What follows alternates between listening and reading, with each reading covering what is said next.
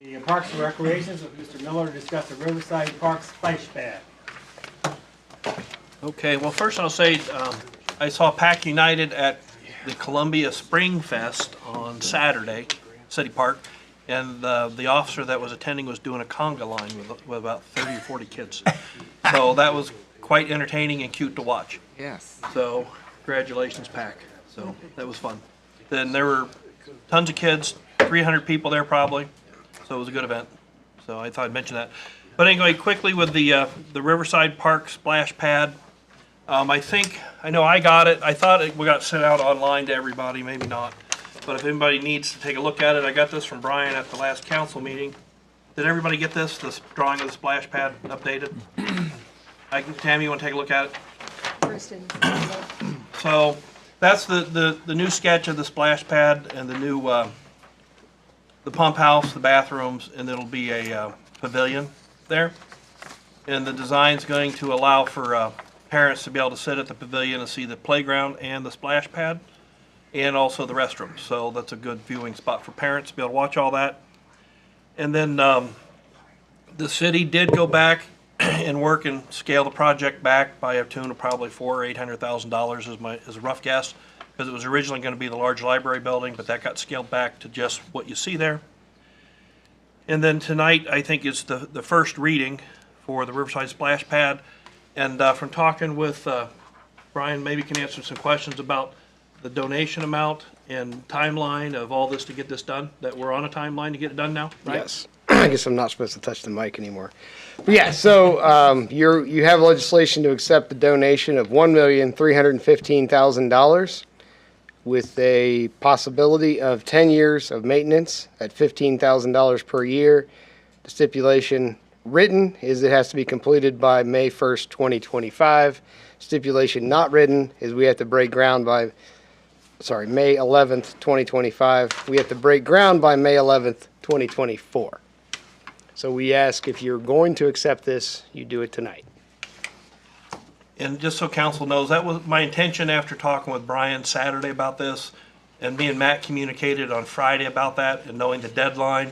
This has been a project that's been discussed now for a couple of years in the city. We've got a large donation to pay for it. The money's set up to also cover maintenance for 10 years? Mm-hmm. And It's already been budgeted for. This project's already been budgeted for in the city.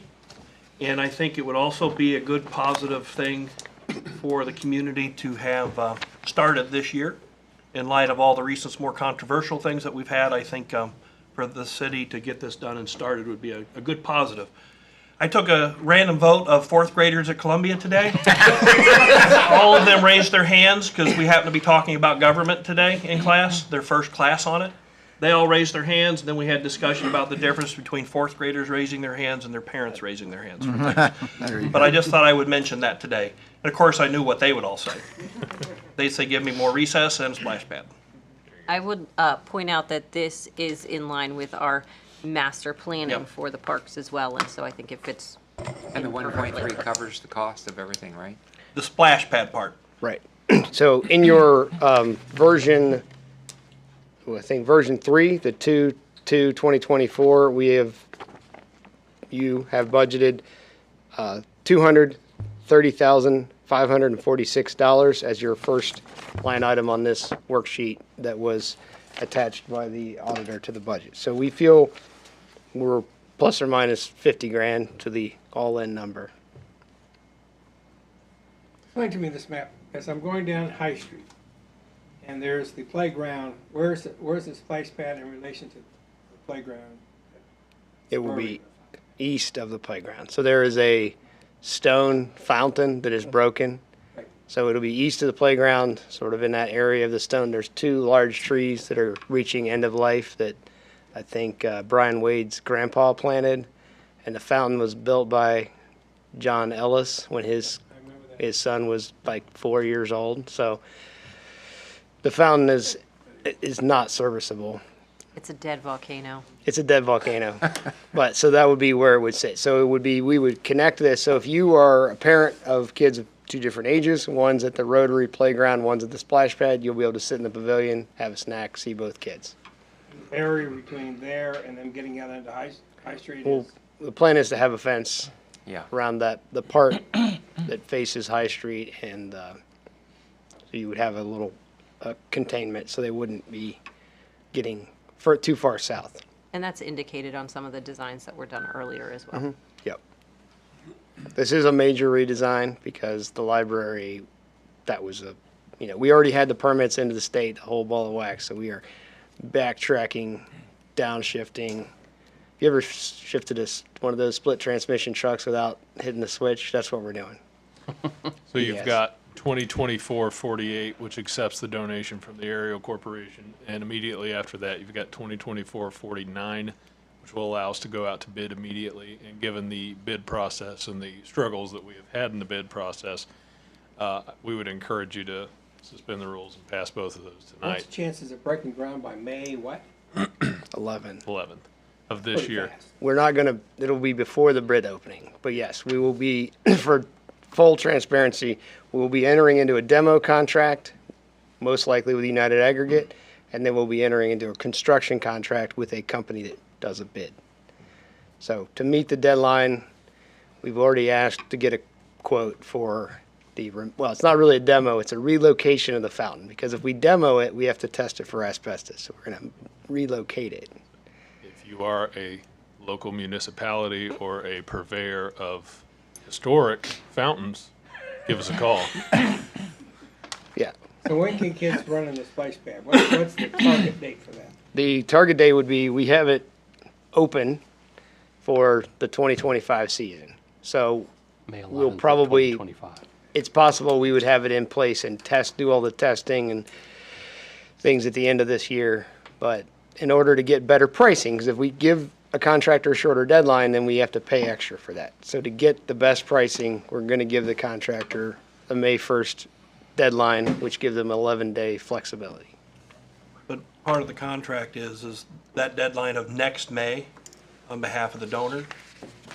That's a hard line. Right. We And have to so get this done. if we don't do that, if we don't meet it, then they stop paying. So if we don't meet the deadline, then there's a revocation on the 10 years of maintenance and any unpaid fees. So You can see the attachment to 2024-48. It's kind of a stipulation on that. So yep. Speed is, And we will Word just of be the day. passing these requirements on to our contractors. We have interviewed 3 contractors. All are very interested and all are willing to accept the deadline. So we have 3 prospective bidders. Hopefully they all 3 will bid, maybe 4. I support it totally. This is kind of a huge step up for our city in the parks to get something like this. Yeah. It'll be very well attended, I am sure. The other thing is these bathrooms will be heated year-round bathrooms. They will lock at night, and then as the PD's on patrol, their ID cards can open the door. They can use the bathroom. If the water folks are out working, they can stop by, use the bathroom. It'll help keep, an eye on this after hours, because those will be available for city personnel after hours. They'll be open to the public year-round. We've had people in the parks all winter, and we just opened the bathrooms a few days ago. So, 10 days ago today, is when the bathrooms open. Yeah, and I Plus or think we've minus. already had some vandalism in some of the parks already. Yep. As things warm up. this season. set a fire in the Aerial Foundation Park women's restroom. Yep. So, these will be sort of prison style, so everything will be stainless steel, as fire resistant as we can make concrete. Okay, thanks. Brian. Great, thank you. The restrooms look kind of small, Brian. Can they change clothes in there? These will be fully handicap accessible, so it does look small, but it will be, they've expanded the wheelchair radius is expanded by 2 feet, so they'll all be family restrooms, so there'll be 3 family restrooms. So yes. Yep, so you can herd the family in there, No shut the door. bathrooms? You seen it? No, I've seen it. I have Yep. seen it. Thank you.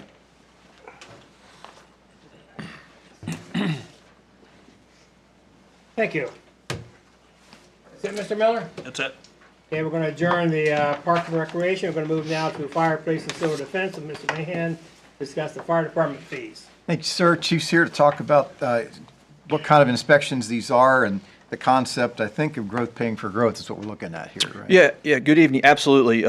Yeah, Tanner said it best there with growth, paying for growth. This is something I've kind of wanted to get done for probably about the last 5 years or so. So it's taken a little bit to kind of get together and everything. But for our commercial businesses that come into town, there's certain tests, acceptance tests that have to be done, state requirements for them.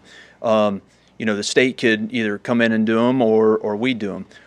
Since it's our area, we've always go out and do them, and we've been doing them for nothing for the last many years since we've done inspections. This is not uncommon, a fee structure that other cities have. A lot of other cities do have building code departments type deal that this kind of falls under. But for instance, you got plans review, you have of your big apartment complexes, your large box commercial buildings. This is also remodeling stuff too. So you have your fire alarm systems, you have your hydrants, your FDC, which is the on the side of the building that we hook up to. So there's about big 5 or 6 that the state tells these people that they have to get inspected type deal. And so it's kind of time that we start recouping the funding for that, especially at this time where I think the city's obviously going to be growing pretty good. And it's the time that here very soon I'm going to be putting out a thing for an additional part-time fire inspector, simply because of a lot of that growth and happening. So yeah, so great way to start recouping some funding back. How's it deal with not-for-profits like churches? Churches, what did he have in here? Like I said, this is kind of Terry's baby on this. So I believe churches and all that stuff, that if it's contractors coming in and that contractor's doing that work, it's not necessarily that I believe the churches are paying for that, as the contractors that are coming in and doing the work. They don't have to. That's not the annual inspection for fire. No, this isn't the annual inspections. Now, we can, as we kind of develop this thing a little bit further, right, we go ahead and do annual inspections, or we try to do as many annual inspections as we can.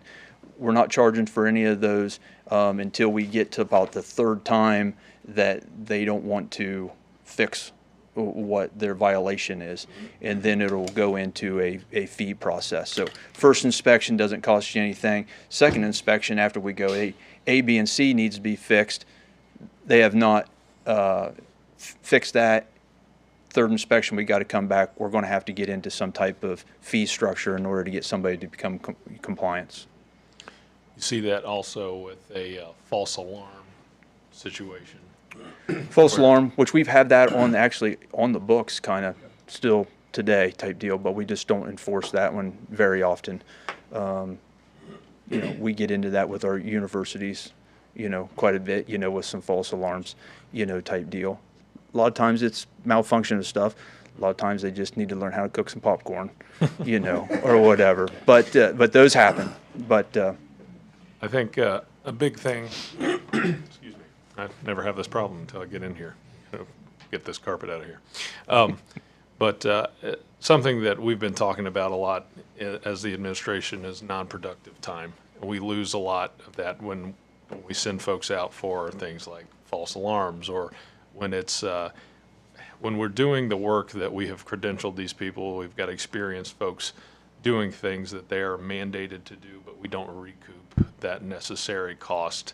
And this is an opportunity to do that. Now, one thing I do want to turn your attention to is that we have intentionally exempted foster and adoption inspections. But we will include that in the permitting process. That way those folks can go through that permitting and use it for their records. So I think that will help with, we do have a statewide, well, nationwide really, we do have a foster and adoption crisis. We need more of that. Don't think I have to tell this group the situation that we have there. So we have made sure to make that, we've exempted that from this fee schedule, and we want to make that be as assisting of that as possible. So this is just another way that we can, again, get growth to pay for growth and make sure that we're recouping those fees for our department where they need to be. So. Yeah, we'll get a Years lot. ago, we didn't charge for squad runs. And, Correct. we started charging for that. We brought in quite a bit of money from that, from We're over $1 million. insurance companies for squad runs. Yeah, we're over $1 million now. Over $1 million. So we didn't do that for years. Right. That brought in some significant dollars. I will get a lot of the builders that they'll call into the station and want to know what our permitting is or everything. And I'm like, zero. And virtually 100% of them are shocked that there's no charge for for us coming out and doing those inspections. So it's pretty much a Which is standard. great for them. Yeah. But for the taxpayer of Mount Vernon, Right. that's just time lost from the department that they pay taxes. And we're not looking to charge onerous fees, just to recoup some cost and make sure that we get these inspections done. So, any additional questions on this? This was supposed to be a short meeting. I just wanted to. Okay. Nope, I think it's good. Okay, tonight's the second reading. Thank you. We'll give a chance, we'll give this a second reading tonight, but if there are additional questions, be sure and shoot them to Chief or me. Well, during that committee meeting, we'll turn it back over to Mr. Mahan for the Police Department quarterly update. All right, Captain Burns. I've had an opportunity to spend a couple hours in the last couple of weeks with the police in a positive way, I probably should say, and like what's going on. So I'm going to bring us up to date on what's new at the police department, sir. Yeah, not everybody can say that, so thank you, and thanks for your visit the other day. That was very good, and that invitation's open to everybody, especially when we start talking about that community division. So Councilman Mahan is the first to actually tour that.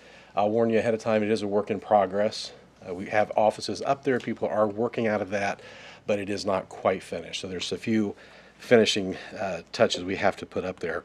For our quarter report, we haven't seen huge increases in what we saw this time last year. There are some things that we have seen an increase in, primarily dealing with traffic and domestics. And that probably is because, again, we have that enforcement division now within patrol. That's Officer Trowbridge and Neely on night shift, Trowbridge on day shift. They are doing the traffic enforcement, increasing those numbers of traffic stops, responding to the crashes. We're seeing the same thing with an increase in domestic violence calls. So we have seen a significant increase in the first quarter compared to 2023. But again, we're also focusing a lot on training with those areas. We have that community division headed by Sergeant Nick Murda. He's working closely with Tara Hensley, who is our liaison for domestic violence calls. They will respond to those domestic violence calls much in the same way that Patrolman Trowbridge, for example, does to the crashes. So they will relieve those officers who typically get tasked with that and then maybe tied up with that for quite some time. Understand a domestic isn't just responding to a call, finding out what the issue is and then clearing. It can involve an arrest. It can involve getting a victim to wraparound services. So that can take a significant amount of time.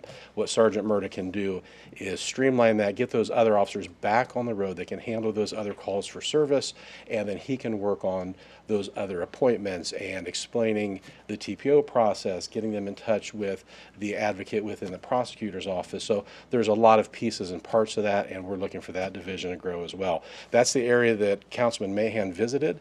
That's on our second floor now, that space that used to be our gym. We've relocated the gym to the other side of the hallway to make room for that division. They're not only going to deal with the domestic violence calls, but on a lighter note, they are dealing with the community outreach. And a lot of that ties in together, of course. A lot of it is going to be about education and prevention, but we're building those inroads into the community. We're doing the outreach with things like PAC United, the school resource officer, and those programs will all fall under Sergeant Murda's command. So he will coordinate all of those efforts. A lot of you have come to those events, and we continue to invite you anytime you want to come out to those. It's a great way to meet kids, meet the public, see what the interaction is like with the police officers. So that we see growing tremendously this year. We've already started making our purchases for some of the merchandise that we give out to kids, little things that help with that engagement. A lot of that is going to be from grants, but we also get donations from the community, especially for PAC United. That program has exploded in the last couple of years. It's extremely popular. I really look for it to be copied in other cities, quite frankly. We have a $500 grant grant actually just came in from ODNR. They were generous enough to give us that towards those specific outdoor activities that we do. So we do a lot of things at Arrow Foundation Park that are going to involve the fishing, the archery, and that brings out children from all over, from not just the community, not just from the schools, but we've had the Village Network out there as well. So a wonderful opportunity. It was also the state that gave us, I think, about 96 bike helmets that Sergeant Murda will distribute with a few other programs. One of the things we look for this time of year, Vine Street, East School rather, will do a bike ride to Foundation Park. So we'll probably distribute the first of those helmets during that bike safety. So we've been very fortunate that we have those things available that help us. We don't have to use necessarily those other funds within the police department. We have the generosity of the community and then the grants that we go after. The other grants that you may be interested in, we did get notification just in the last week or so that we will be getting those VAWA and JAG grants again. That VAWA grant is about a little over $52,000. That's 75%. We match another 25%. That is going to pay for our domestic violence liaison for that position. And this time that grant's going to look slightly different in that some of that unfinished work we're trying to do for those office spaces, we actually did write into that grant a request to get some of the equipment we need in that office space, specifically for that position. So we'll see some gains there as well. The other grant we get just over $15,000, 100% of that, that we use for those license plate readers that we recently acquired, which may also account for a little bit of the increase in some of the traffic stops, citations, arrests for warrants, and things like that. That data is still coming in, but those certainly can contribute to that. Any questions? I didn't want to give you too much, but I wanted to give you a good sampling of a little bit of everything. Drug issues are escalating, decreasing, stationary? I wish they were decreasing. They're not decreasing, they're increasing. We're not seeing huge increases in those areas, specifically the traffic and the domestics. We're seeing increases. It fluctuates from time to time. We actually are about 1,400 calls roughly higher at this point than we were at this time last year. We typically see about 16,000 calls for service a year. We're a little over 4,800 right now. So at that pace, we could end up being closer to 18 to 20,000 calls for service if that keeps up. And some of those calls obviously depend on the season. When we're out in the summertime, we're going to contact more juveniles. We're going to see more curfew complaints. We're going to see a number of other issues that the warm weather typically brings. It's just the nature of the season. And so we may see a jump in that. I don't look for those to decrease either. Captain, remind us how many positions you have open. I think you're interviewing for one, is that right? Or we have two that we need to fill, and Okay. we did have another candidate that we interviewed, so we are in the process. We've only taken the first steps as far as that goes, and we still are looking for lateral candidates. We would like to fill those two positions. I think I may have mentioned to a couple of you, so forgive me if this is a repeat, but that is a pretty long process. So an example would be this person that may come in that says, I'd like to take your test, I'll pass your test, but I don't have the academy. I've got to go through the academy, and that's going to be 6 or 7 months, and then we've got 3 to 4 months in their field training. So realistically, if we found the ideal candidate tomorrow, we could potentially look at 11 to 12 months before they're actually on the road, counting as manpower, taking calls for service. So it's quite a process. So Right. we are trying to stay on top of that. Council, other questions? All right. Thank you very Hey, much. Chief, Captain, don't go away. I think we've got a couple questions for you in the next one, but. Sure, I'll All stick right. around. All right, thank you. Well, now the next one, which is chapter 551, chronic nuisance on properties. Council, I was asked last year by Councilman Hillier to research what was going on with this chronic nuisance properties ordinance, and spent some time with the mayor and Rick Zick and law director and Chief Morgan, and found that there were some significant problems with the ordinance as passed and as written. I believe that was 2019. So I want to take this initially from Captain Burns' point of view, just some problems from law enforcement actually making the ordinance work. And then we've got probably more seriously, I'll follow that up with law director on what we found about other communities who have tried to enforce this. So just making sure that you understand there's multiple layers and reasons why we probably need to, well, I think we certainly need to repeal it. But we'll start with you, Captain Burns. Thanks. Well, I certainly understand the spirit of the law and the intent behind it. In practical terms, there have been some problems on our end anyway. So operationally speaking, some of the issues that exist would be we need to have that nuisance call obviously focus on that address. We don't always get that.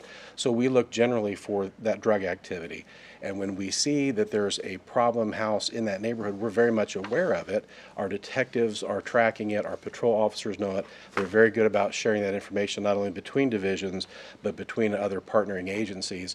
The issue we run into is we can't always track it right back to that house. In other words, we may have somebody that is a block away that we know full well came from that address and bought drugs from that address. But if they're 2 streets over, our incident location is going to be 2 streets over. It's going to be at the next intersection down. It could be at another house. It could be a traffic stop on the other side of town.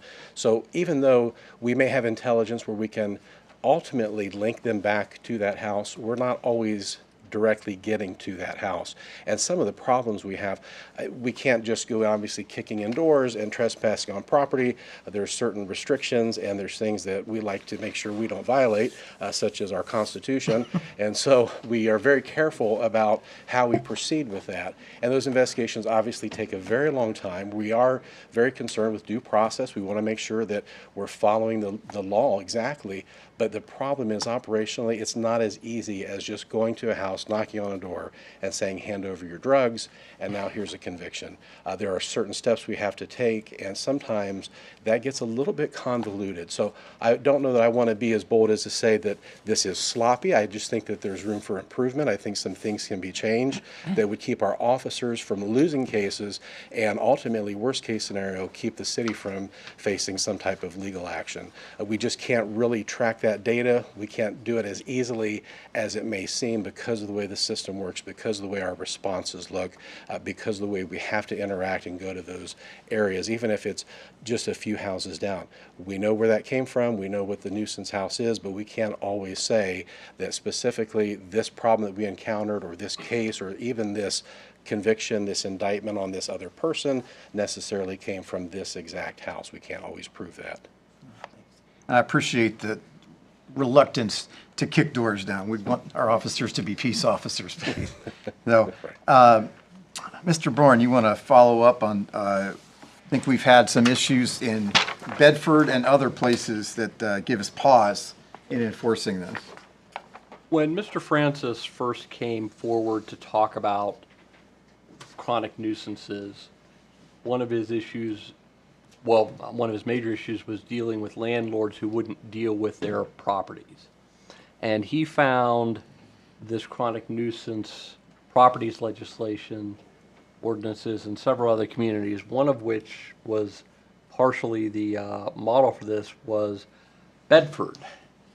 And we adopted this in 2019.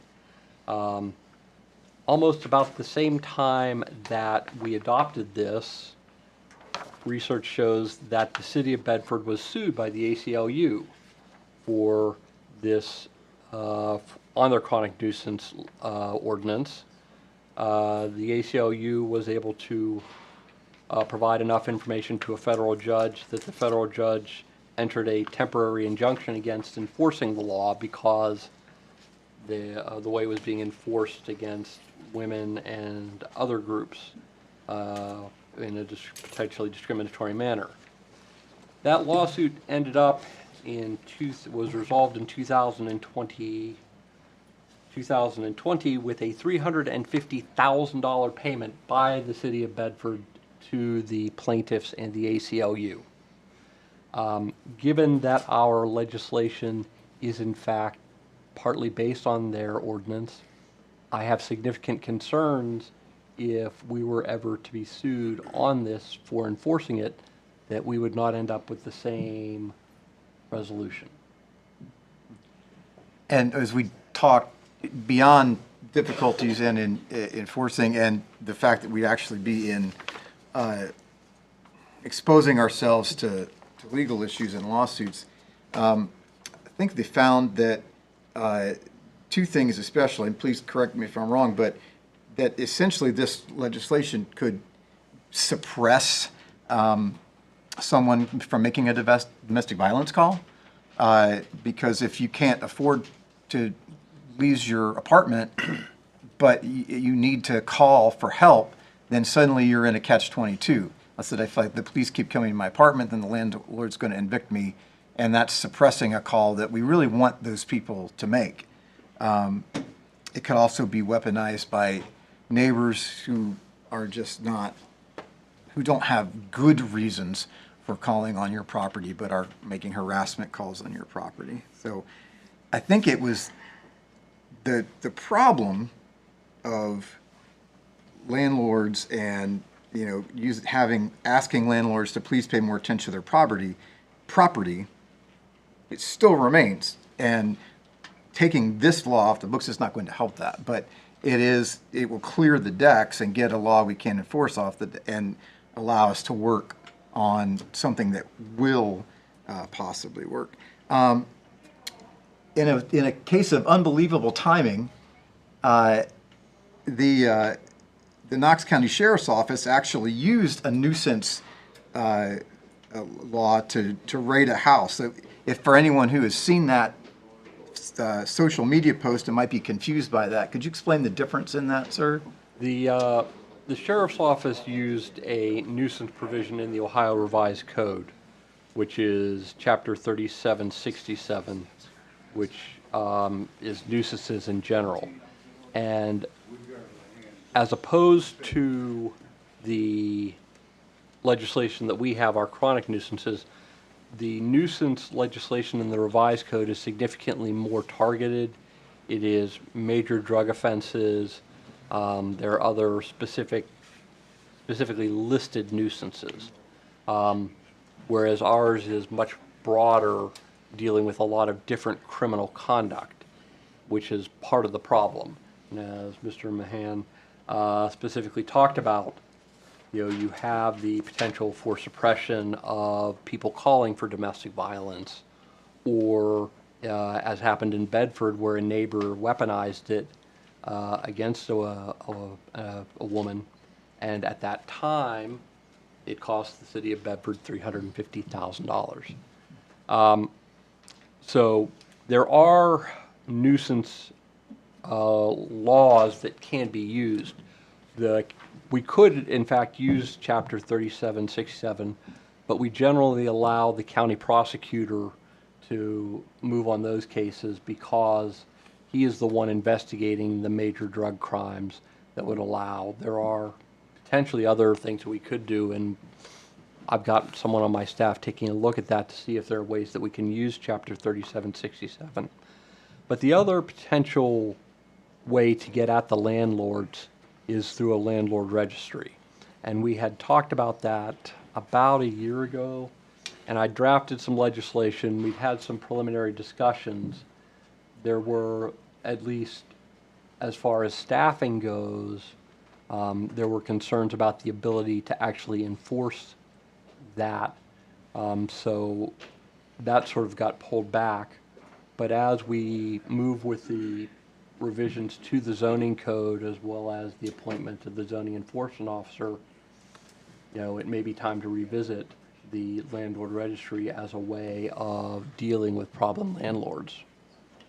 It's perfect timing because I was having a discussion with a city councilman in another city about that, so I was going to bring that back around. So we're coming up on time, but while we have the gentleman here, and again, just to be clear, we're not talking about the landlord registry and working on landlords is for the future. That's not what we're talking about. Right now, we're talking about repealing this, and we'll give it its second reading tonight. But questions for Are we Captain planning on Burns? some other tools for them to use? Yes, but I mean, this is repealing a it, tool but I that doesn't work and can't be used. So- But we do need to come up I want to make sure our Yeah. officers have as many tools as they can. Yes. This certainly doesn't strip us of any tools. This actually helps us. It keeps us from having those problems later on, at least in court and other areas that may be difficult for us to navigate. So I think that this is certainly not going to limit us in any way. We're still going to be able to work effectively. We're not going to see really a change, especially on our side of things. Whatever happens later administratively is probably going to help us, but certainly what you do with this now is not going to limit us. I would Also, s- removing something that we can't enforce, oftentimes you'll get people will look through our ordinances and then we'll get calls, the police department or my office, why aren't you enforcing X, Y, and Z? And specifically, we have that issue with group homes. There is group home legislation in the ordinances that will be removed as part of the zoning code rewrite that we cannot enforce because of federal law. But it remains there, and so sometimes people will call up and say, this group home is coming into my neighborhood, why aren't you going and stopping them? Well, we can't, but the ordinances say you can. Well, if we enforce that, we would be sued by the people under several federal Fair Housing Acts, and they would end up walking away with a big check. So we don't do that. I've always said we don't want to have laws in the book we can't enforce. Absolutely. And we've talked about other laws, and sometimes they bring up a law and say, no, okay, it's a great idea, if you can't enforce it, what good is it? So, we need to be careful. Okay. Thank you, gentlemen. I Thank yield you. back my time, which is none. Going to adjourn all three of the committees for police, fire, and civil defense. Going to move now to land use development. Mrs. Keener, on job creation retention tax credit. Thank you, Mr. President. We received a memo on this. This is up for its second reading. The memo was from the president of Area Development Foundation, and it kind of goes through the basis of this, the rationale for this, the benefits that we may reap. I am going to have Mr. Gotke come and speak about this, and specifically talk about how this is establishing a system and not necessarily putting it into action at this point. Go. I'm going to do a tight 1 minute and then leave the rest for questioning. Ready? Go. Okay, so speaking of, we're removing one tool and adding another.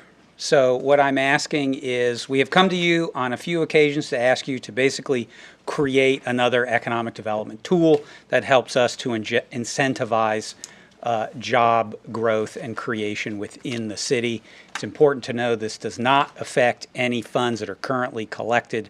This is just like a property tax abatement where it would be on future funds that won't be collected unless we deploy the tool, right? So this is like a but-for type situation. So nobody's losing anything that already exists. It's meant to attract jobs by offering a job creation incentive. Just like other programs, PACE, Enterprise Zone, now the CRA, we will come to you with specific projects asking for your approval. So just creating this does not mean anyone gets any credits. It would all be negotiated with the company and then brought to you for approval, just like property tax abatements. And then, 110. I knew I couldn't do it. I was really trying. But I forgot what I was going to say. Oh, right. It's sort of a hammer and a nail situation since we're talking about tools. Like, not every project requires a property tax abatement. Sometimes, for existing buildings where there's not a lot of improved value to abate, but a company that may bring lots of jobs, then you would want to apply the tool that best fits for the thing you're trying to incentivize.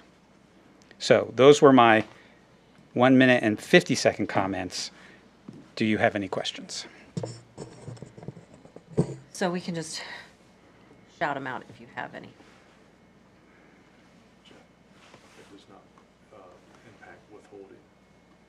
And it does not impact withholding. So we're only talking about, which is the city's bread and butter, essentially. We're only talking about corporate profit tax would be credited based on a negotiated percentage of a company's payroll withholdings. So the city's going to get that payroll money no matter what. Can you talk a little bit about the tax credit terms, because I think that is important, that are outlined in the legislation? Terms?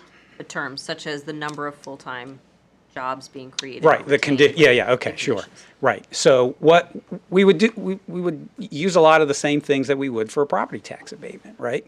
And so remember, those are meant to offer some financial relief, demonstrated need, that would make the difference for a company coming to Mount Vernon or not. And so we would look at things that are beneficial to the city. Total number of jobs, payroll, location, right? Is this a part of town where a business would be revitalizing or moving into a part that needs a little help versus one that doesn't? Amount of total capital investment, right? Are they going to build new? Are they going to remodel? Is it going to be 10 million? Is it going to be 2 million, right? So the higher all of those things, potentially the higher the credit they could get off of their corporate tax. And I think we set a cap on it, right? 50%, Yes. up to 50%, up to 10 years, and that's all negotiated. Yes. Other questions? Your 1 minute and 50 seconds was all we needed, apparently. Yes. I do plan to take this to its third and final reading tonight. I think that we have seen very good results from the tools that we have been putting into place. And I think that these are important things to move forward for the community. So if there's no other questions, I guess I'll.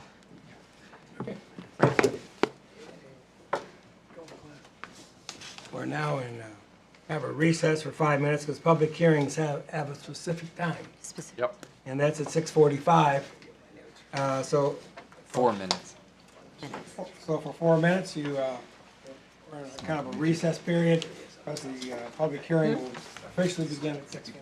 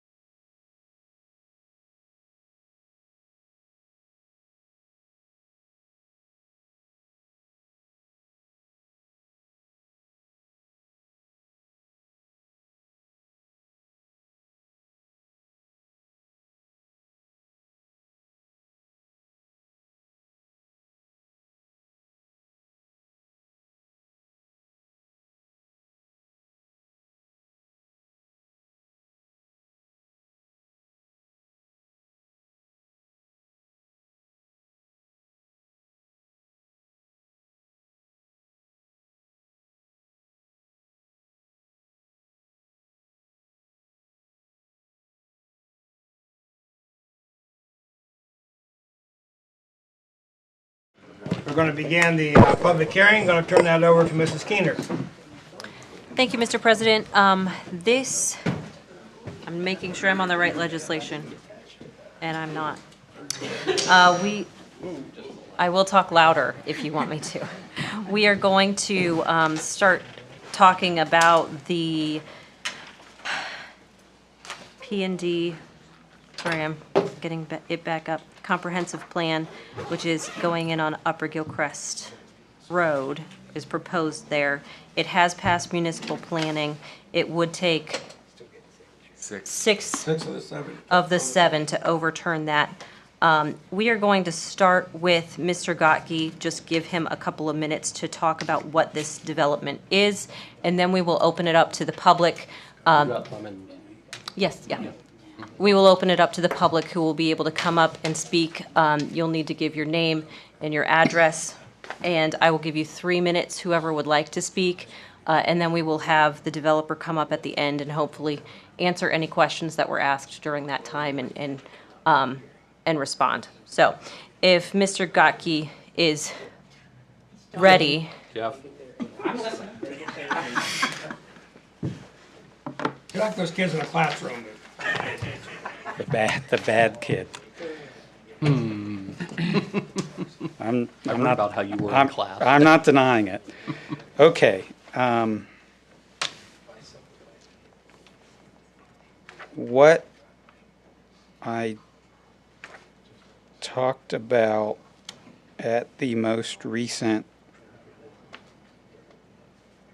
Municipal Planning Commission meeting was just to give you an overview of the current housing developments, kind of what's in the pipeline, what's in the works, maybe a little bit of the need, and then that will just help you make your decision, give you a little more input to make your decision. I'm not trying to persuade one or the other, I'm just presenting some information as it exists. Okay.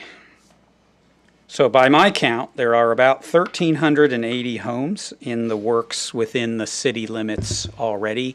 Most of the housing development is within the city. We see single-family homes being built in Apple Valley in some number, but other than that, it's just sort of evenly spaced around the county. I believe the county grew by about 200 people over the last 3 years, so I would classify that as very modest growth. With this 1,380, it will certainly grow by more than that. So about 1,000 of those 1,380 are multifamily, so the 500 at the Rockford, that's 1 and 2 bedroom apartments. Highland Real Estate has about 200 something 1 and 2 bedroom apartments. And then Eastern Star has 100. Those will be apartments, or I think there'll be about a dozen like duplexes. This type of product that you're considering doesn't really exist within the city, so it could fill a gap that's needed there in terms of freestanding, age-targeted, not age-restricted, age-targeted folks. So about 250 of those 1,000 are for senior housing, which includes this one you're considering right now, which is about 156. And then the former school is about 40 right now. So that leaves about 350 single-family homes in addition to the 1,000 or so, which includes this one, multifamily units.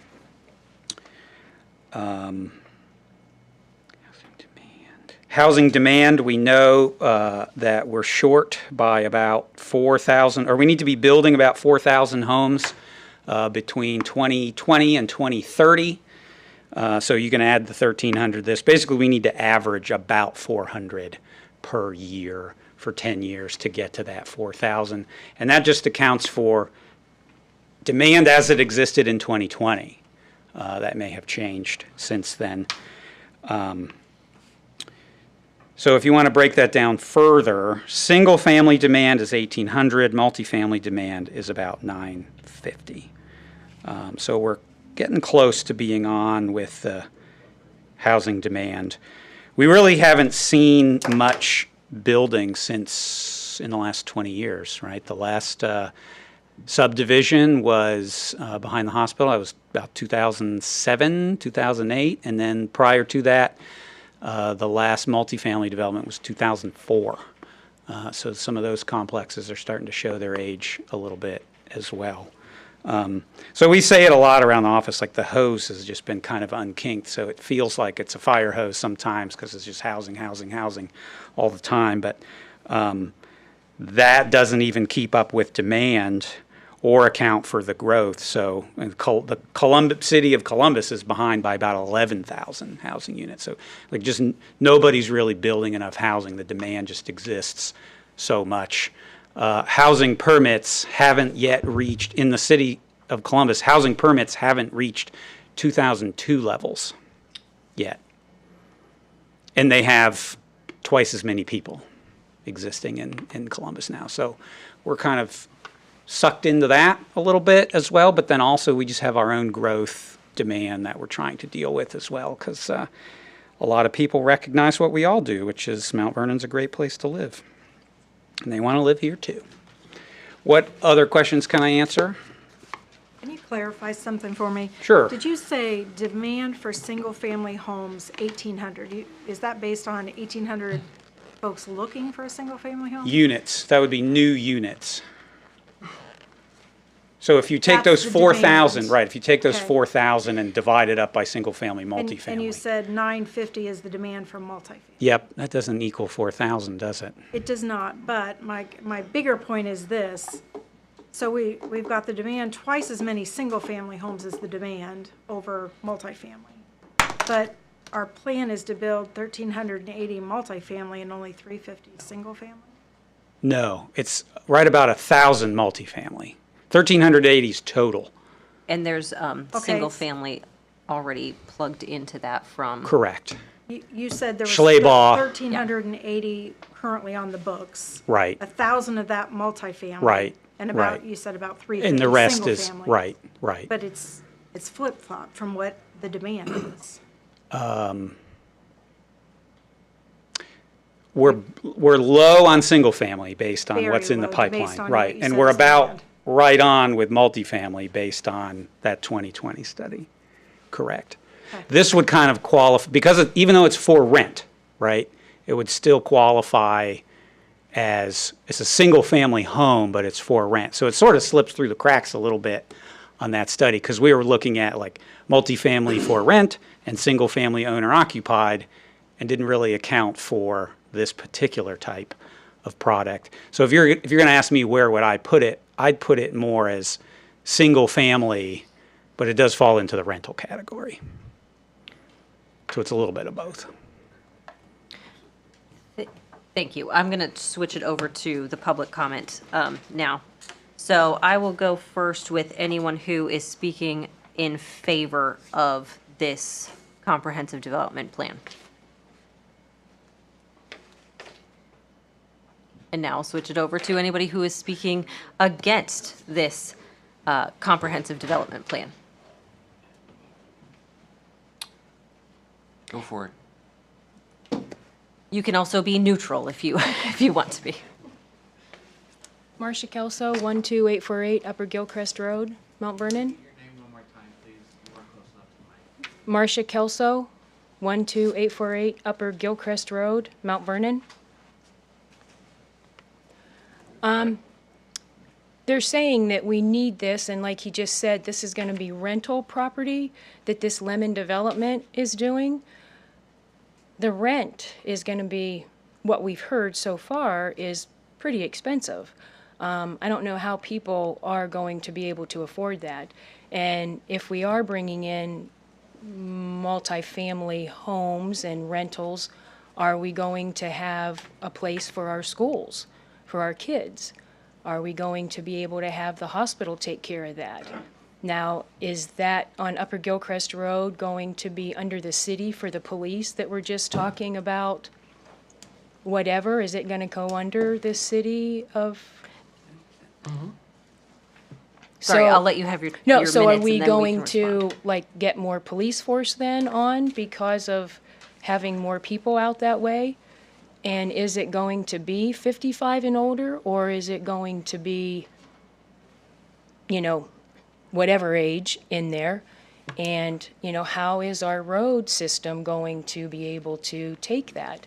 I mean, if you look at the road now, I mean, these families that live down there, if you look, the utility poles are on one side, and you've got Sleigh Ball, you know, put all of his row of trees in on his nice property, and then you come up the road, and if they're gonna take where the pink flags are, these people aren't gonna even be able to have a boat and a car in their driveway because of, we're gonna take the road away.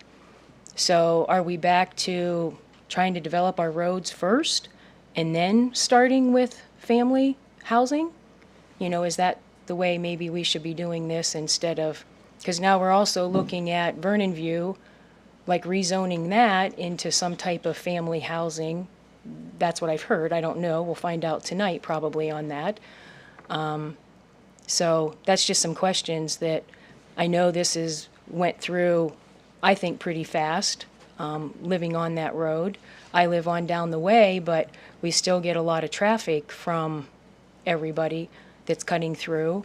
And then, like I said, the road, I mean, you can't move the health department, you can't move the school. So how are we gonna be able to, one other time I brought that up about the road and I was told that the money is there, but they were working out the particulars on which way they were gonna go with the road. So that was some questions that I had. Thank you. Thank you. Do we have anyone else who would like to speak on the plan?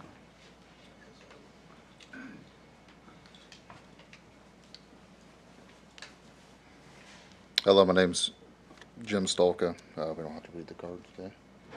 All right. I'm at 12,000 Upper Gilchrist there. That's a great point as far as schooling when you're talking multifamily.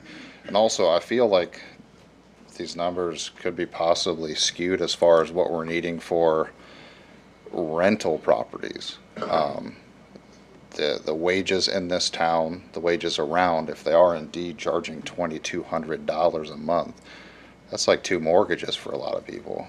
I mean, it has to be feasible. This isn't Granville. This isn't, we're not there yet for those types of wages. There's no way on my wage that I could go in and pay $2,200 a month. What are these people making, 10 figures? I mean, it's a little odd for, the price just doesn't seem to suit the bill.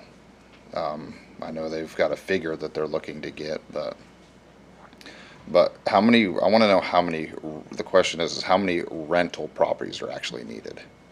Not people that have built their life to be able to buy a house and grow economically with the job growth that's coming or that's in the future, but how many rental properties do we need? Not construed with everything else.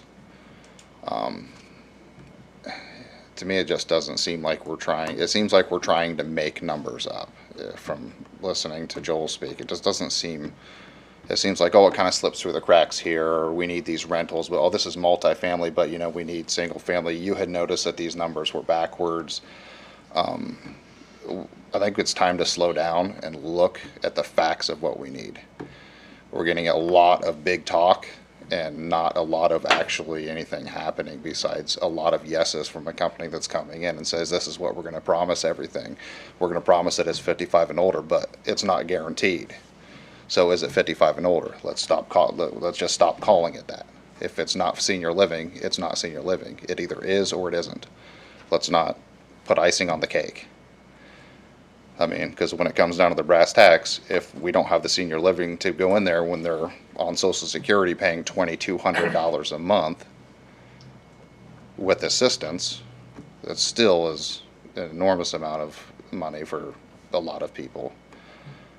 I just would like to know the numbers on how many rents we need, how many buildings we need for rent, and how many new buildings were coming in that are being rented, and let's weigh the city's growth on that with new jobs coming in, and then maybe you look to that in the future and say, okay, well, we need more rent now because we have people either commuting to other businesses, other towns, and then kind of go from there.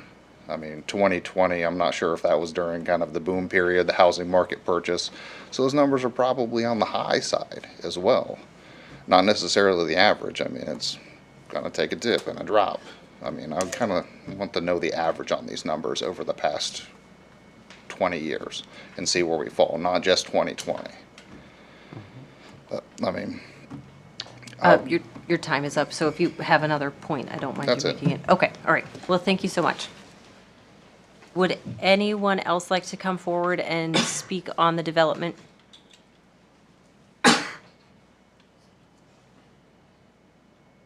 In that case, I would invite the developer to come up and talk about the comprehensive development plan. There is the possibility that he will be able to answer some of those questions that were asked. Sure thing. Patrick Mackey, Lemon Development, 811 South Main Street, North Canton, Ohio, 44720. So good evening. Obviously, I'm here to discuss the comprehensive development plan for Founders Grove, which is an age-targeted community which you previously reviewed last November for its zoning amendment. Since then, we've made some minor adjustments to enhance the project's alignment with both the community's needs and the city's development objectives. First, we've repositioned the site and entrance slightly further south. This adjusts not only to improve site distances, but also complements the city's potential road improvements by positioning the entrance within the continuous left turn lane. Our development will progress in 2 phases. Phase 1 involves constructing 19 buildings, which will house 86 of the planned 156 units, along with the community clubhouse. For community accessibility, we have a 3-foot striped lane on asphalt that adheres to ADA guidelines in addition to the designated walking path. Additionally, we have increased the landscape buffering to preserve the privacy of the existing residents in the north and east. Regarding street names, per Knox County officials, no official roads will be dedicated within our community. The streets are classified as access roads and only one physical address will be assigned. Brookwood Management, our affiliated organization, will oversee property management, including leasing, rent collection, lease compliance and maintenance. Brookwood's lease agreements are robust, covering all necessary aspects to maintain the community standards.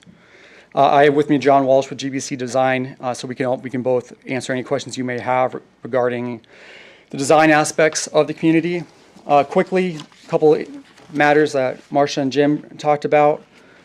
First, high rent. As far as feasibility, that's really the developer and Brookwood's concern. Obviously, we're not doing this to lose money.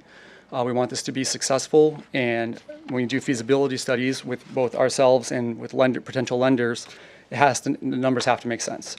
So I really can't speak to that. It is, for us, as far as feasibility goes, it makes sense and it will work. And from what we've seen in other communities, including Mount Vernon with our other projects, those numbers align with what we are projecting.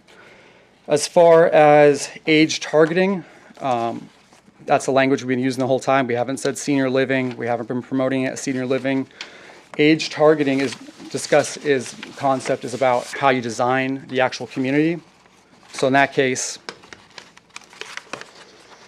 designing and marketing community to cater to specific needs and preferences of a demographic. So in this case, younger seniors who desire a tailored living experience without the need for extensive care is what we're going after as far as demographic. Schools, that was brought up again. So I think I read this last time at the zoning about the National Multifamily Housing Council from 2021 American Community Survey and U.S. Census Bureau. They say that 14.2% of multifamily households have school-aged children. It said multifamily communities built between 2010 to 2019. That number goes to 10.8%. So newer multifamily communities have about 10.8% of them filled with households with school-aged children. That number was actually adjusted in November of 2023, and they said now the percentage has decreased to 10%.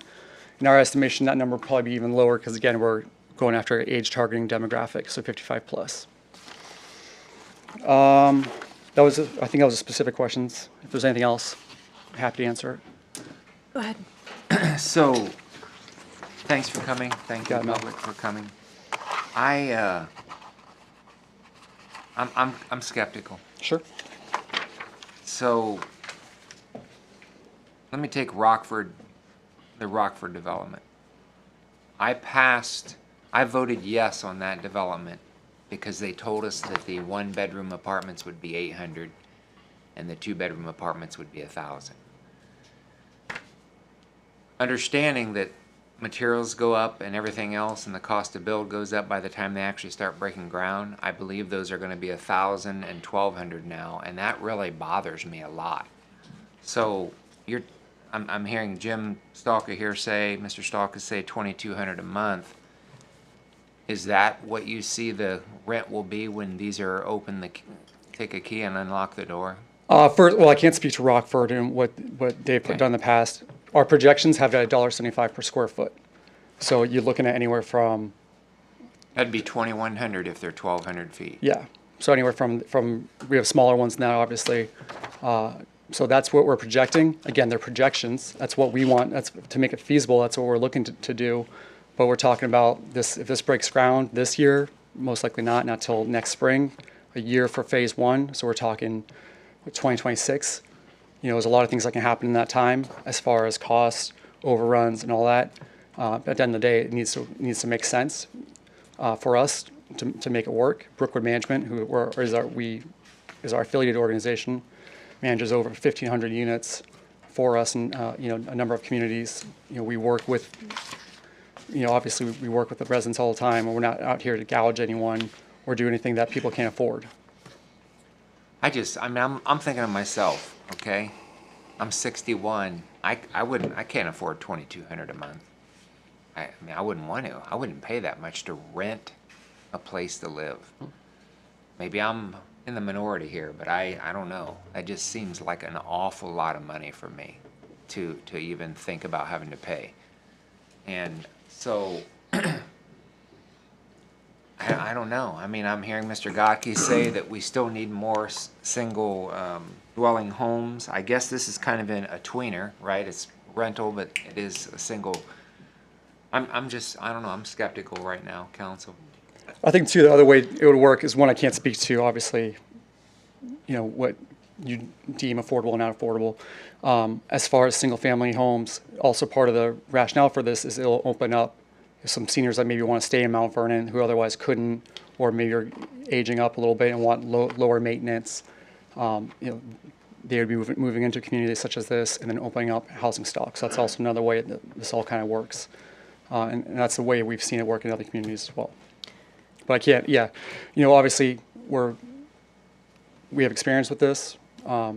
We put the price point in a way that we think makes sense and will work, and obviously be feasible moving forward. You know, we own these things. You know, we don't, in all the Brookwood Management, well, majority of the Brookwood Management facilities that we manage, Bill Lemon also owns it. So we're not looking to one of those things to develop it and get out, because that's not, we hold on to these. Does council have other questions? Mike? I do. I don't know. And I have the same concern that Mel has, is because I'm the same, is I wouldn't pay that much a month. And Okay. Right, you know, I wouldn't do anything else in life but pay my mortgage or rent.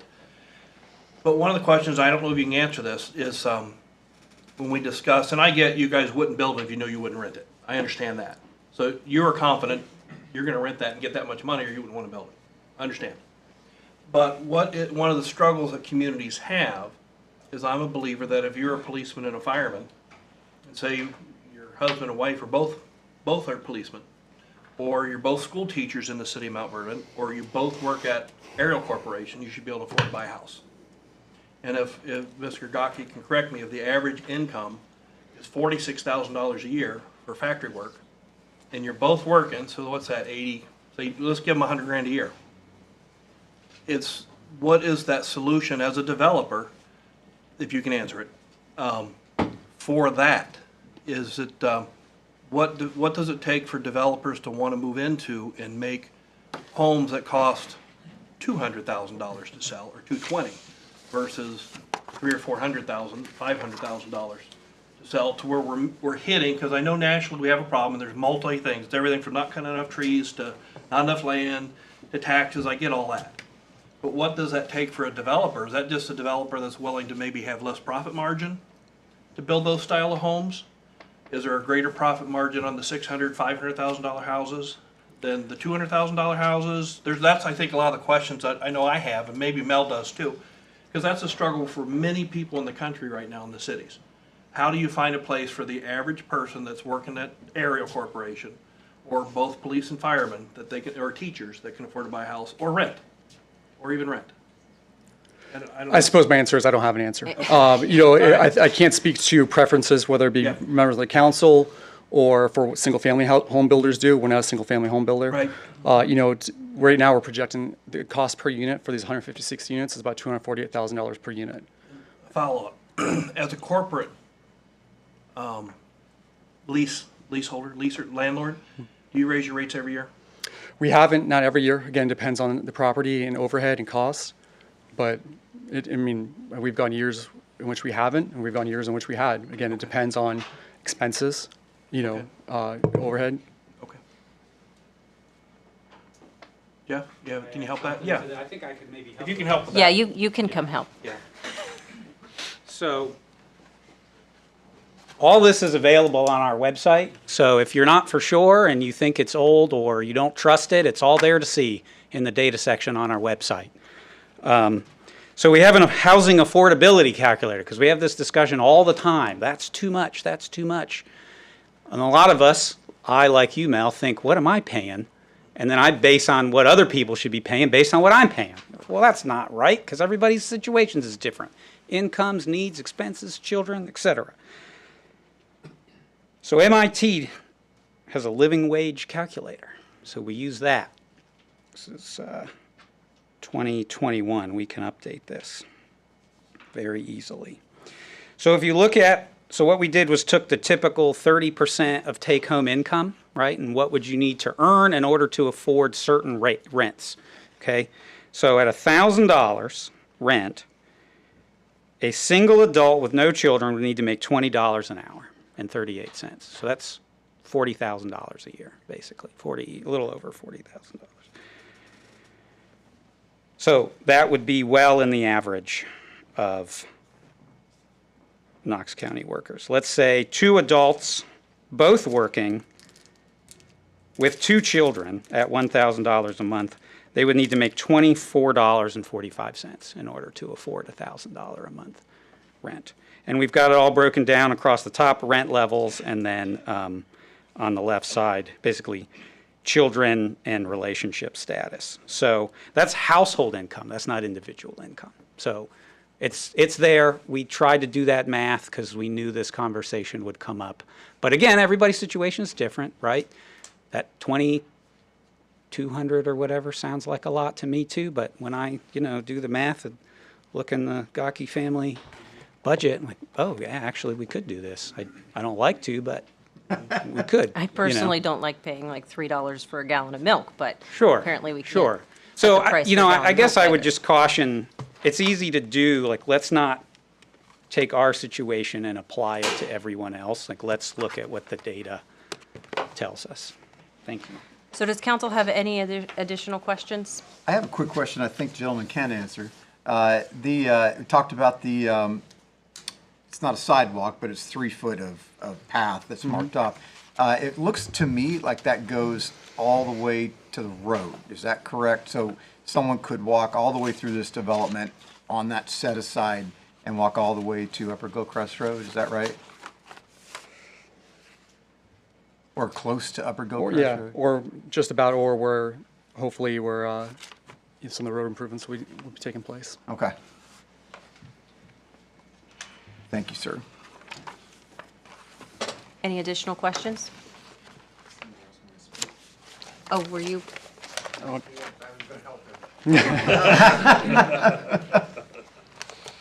Well, thank you for coming. Thank you to the public for coming. I would encourage everybody who has questions about that housing study to go to ADF's website, which is knoxadf.com.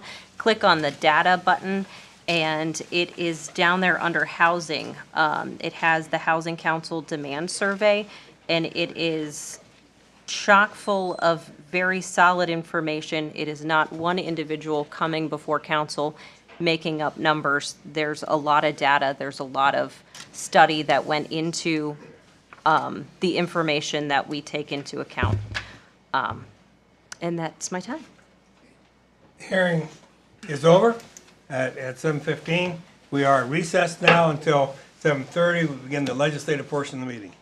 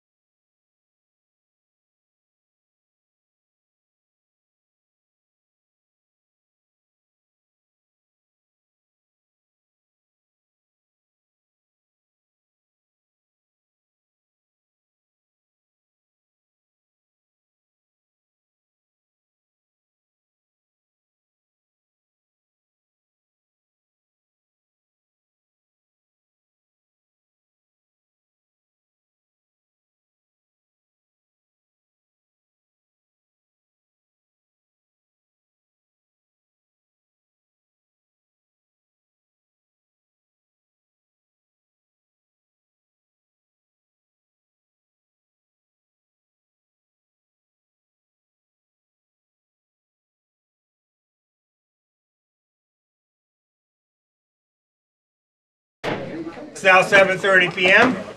We're going to call the legislative portion of the Mount Vernon City Council to order for the April 22nd meeting. Mr. Hill, please call the roll. Mr. Mahan. Here. Mrs. Woods. Here. Mr. Ruckman. Here? Ms. Keener. Here. Mr. Miller. Yes, here. Mrs. Seabolt. Here. Mr. Severance. Here. We are in session. The invocation this evening, I assume we don't have a person from the audience from Aquinas that's going to speak, so Mr. Miller has agreed. Is that true? No one here is to give the invocation. Mr. Miller, please rise to the invocation and remain standing for the pledge. All right, can we just bow our heads if you wish? Dear Lord, we just thank you for the opportunity to be here to be servants. We thank you for the weather and the beautiful view of Mount Vernon this time of year with all the flowering trees. And we just ask that you give us as council members and as a community great wisdom and discernment and the ability to make good decisions and the wisdom to move the city forward and make good decisions. Thank you, Mr. Miller. Pledge allegiance to the flag of the United States of America and to the republic for which it stands, one nation, under God, indivisible, with liberty and justice for all.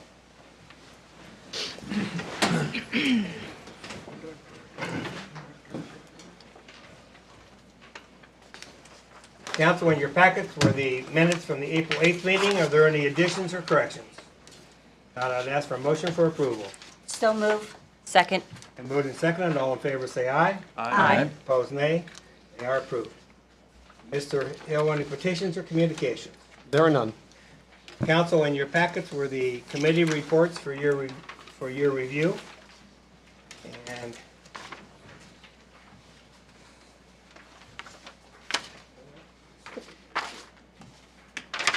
I see new liquor control licenses or proclamations. We have one person wanting to speak on matters of public concern. That's Robert Beck. I want to speak on the Vernon View rezoning. Please come to the podium and state your name and address and limit your comments to 4 minutes.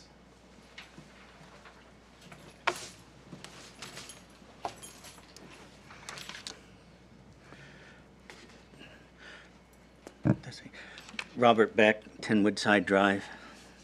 There's nothing you have to read. Oh, good. Okay. Yeah, I can't see it. All right. Well, thank you all for letting me speak on the Vernon View Drive. This has a lot of background to it. A year ago, the builder come before the zoning commission, and almost 400 petitions were signed. We had a meeting down at the station break, 3.5-hour meeting. And the only person who wanted that was the builder. And so it never got to y'all. But this time, it has. It got through the zoning commission.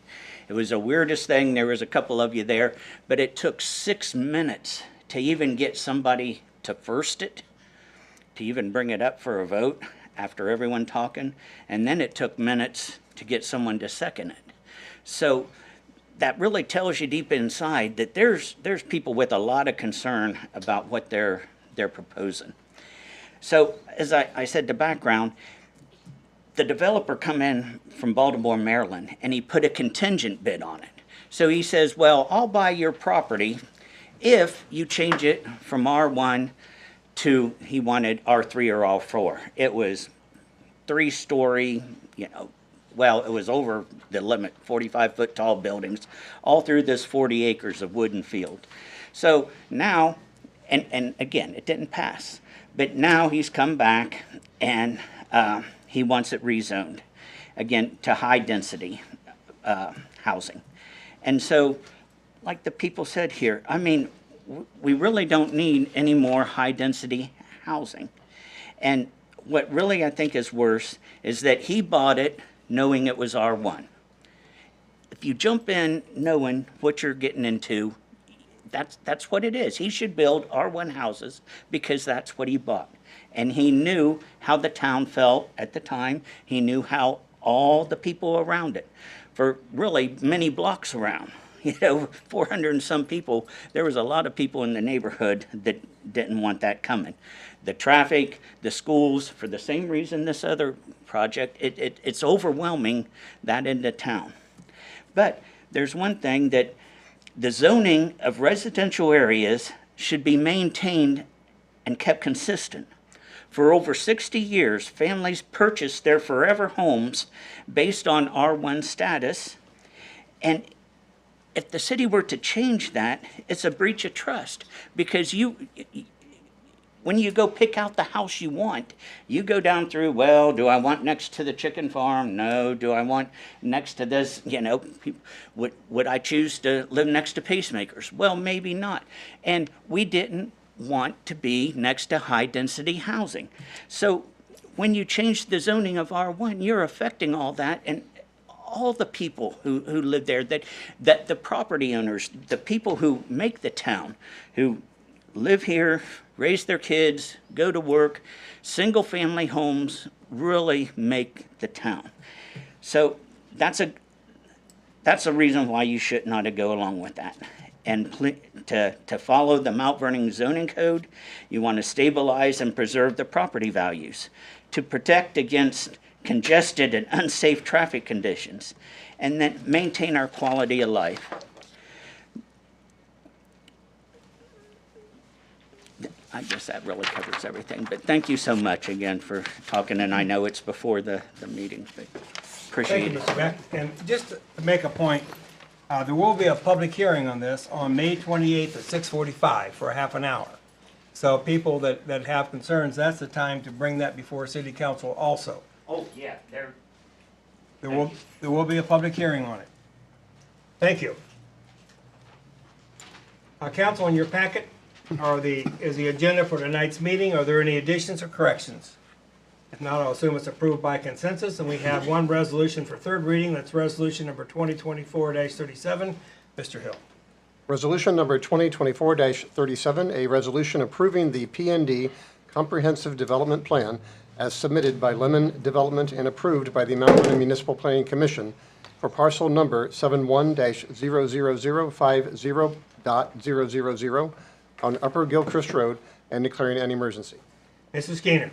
Thank you, Mr. President. I move to adopt resolution number 2024-37. Second? And moved and second for the adoption of this resolution. Any discussion? Mrs. Keener. I think that we have heard from both sides on this comprehensive development plan. I think it's important to remember that council is not a price setter or a developer as we consider projects like this.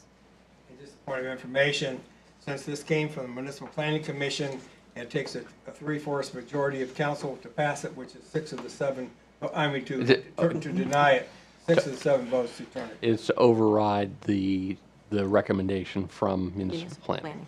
Yes. Any other questions? Any other discussion? Mr. Hill. Mr. Mahan? Yes.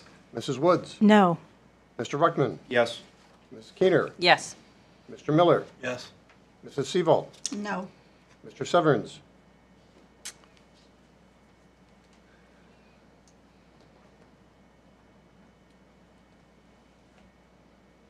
Yes. By a vote of 5-2, the resolution is adopted. We move now to, we have no resolutions for second reading. We have several for first reading. The first one is resolution number 2024-44. Mr. Hill. Resolution number 2024-44, a resolution authorizing the Safety Service Director to dispose of a vehicle in the Police Department not needed for public use by the City of Mount Vernon and declaring an emergency. Mrs. Seaval. Thank you. I would like to suspend the rules requiring 3 separate readings and take resolution number 2024-44 to its third and final reading. Second. It's been moved and seconded for the suspension of the rules. Any discussion on suspension? Mr. Hill. Mr. Mahan? Yes. Mrs. Woods? Yes. Mr. Ruckman? Yes. Ms. Keener? Yes. Mr. Miller? Yes. Mrs. Seaval? Yes. Mr. Severns? Yes. The rule is suspended. Mrs. Seaval. I move to adopt resolution number 2024-44. Second. And moved and seconded for the adoption of this resolution. Any discussion? Mrs. Seaval. Tanner, do we have a motorcycle, a red one to sell? We do, and since it's over $1,000, we will put it out to the public and let them take it on. Okay. It will Any go on questions? Gov Deals. Yep. Any other discussion? Mr. Hill? Mr. Mahan? Yes. Mrs. Woods? Yes.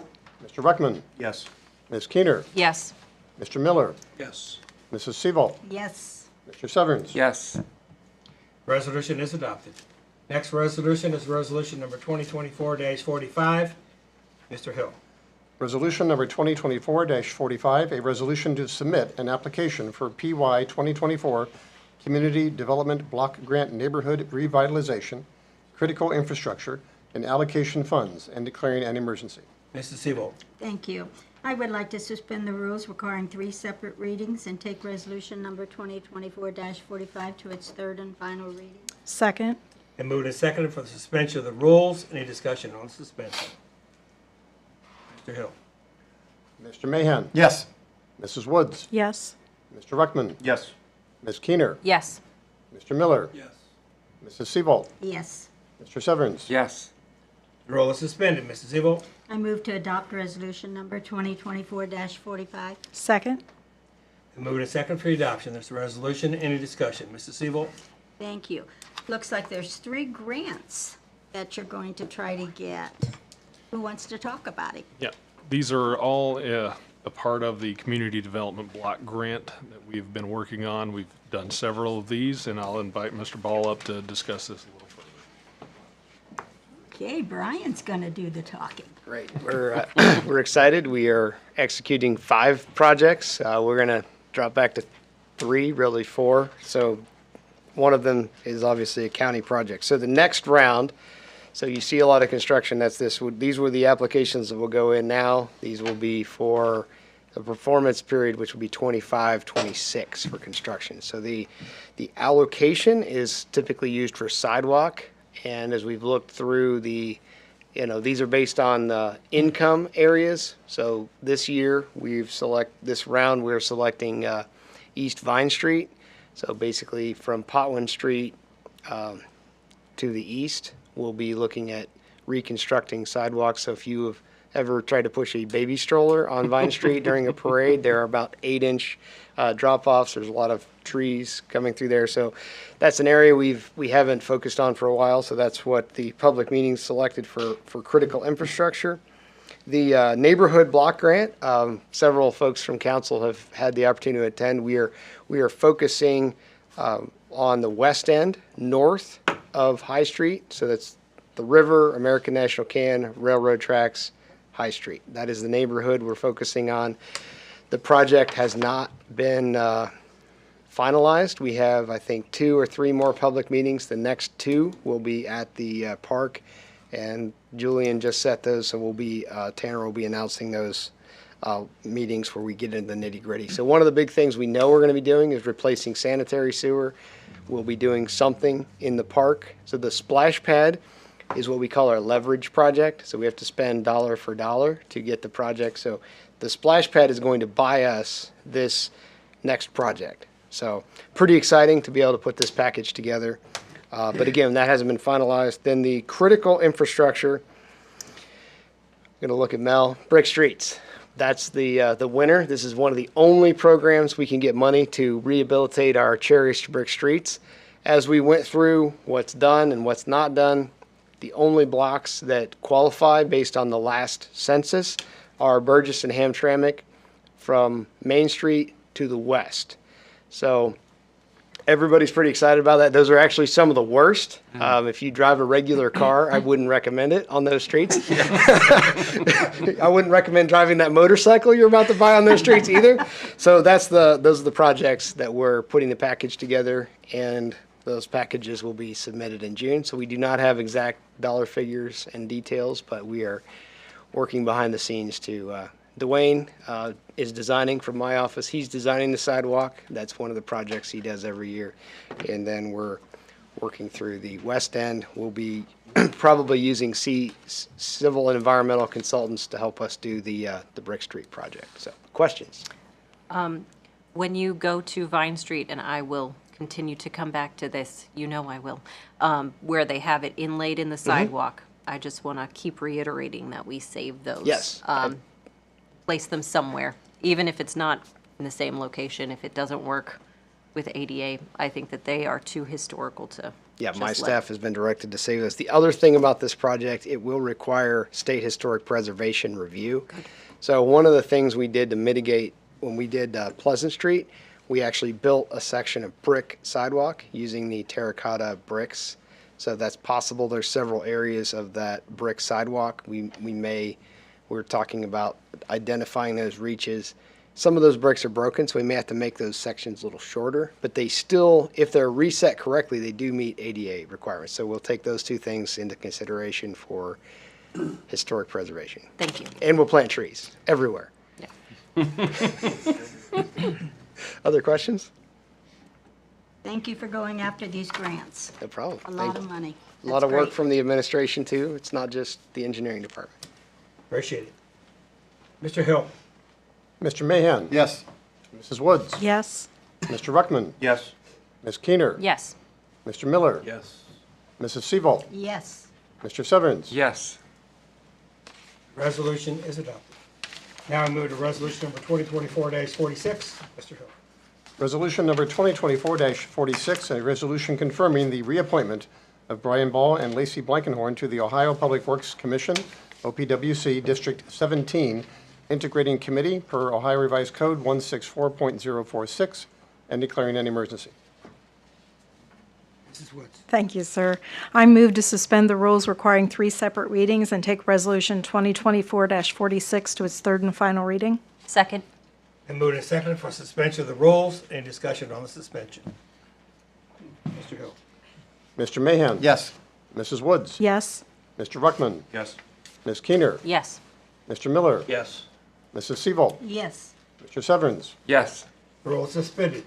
Mrs. Woods. Thank you. Move to adopt Resolution 2024-46. Second.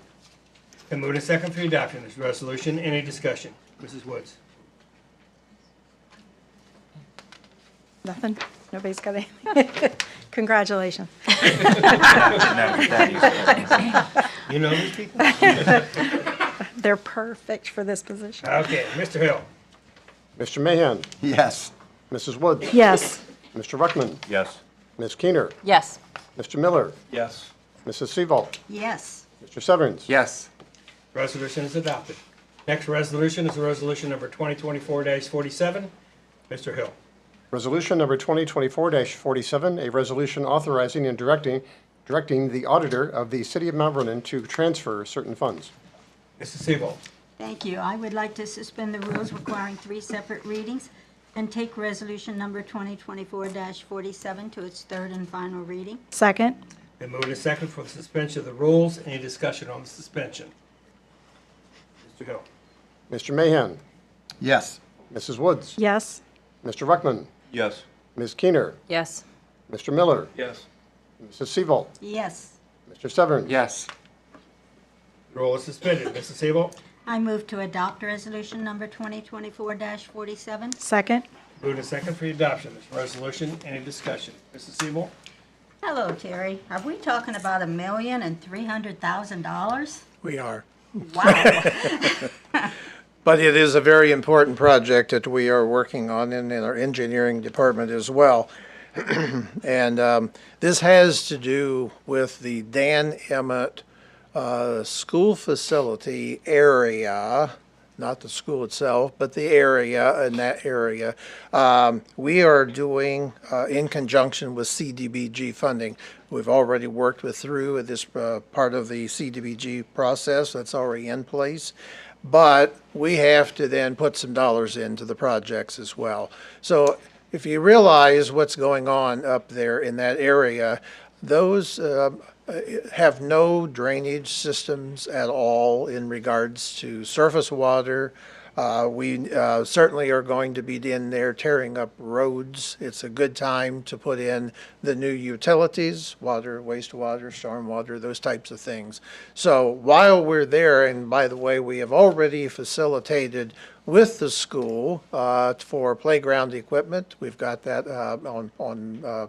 on payment. We've already got that ready to go when the school's ready to have that to be installed. So we're working very diligently as partnerships with the Mount Vernon school systems as well as the city's operations as well. We're talking about we're talking about Emmett Drive, Decatur Drive, Marcia Drive, those areas in that area.